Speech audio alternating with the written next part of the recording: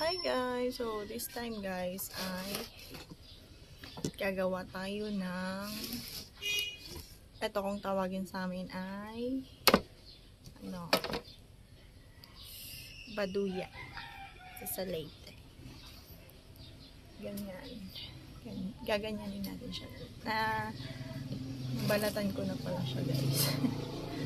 Tapos hihiwain natin ng pagganto. So, watch lang kayo guys. Disclaimer lang po guys, sa paghawak ko ng banana is nagugas po ako ng kamay bago ko po yan hawakan at mag-slice po.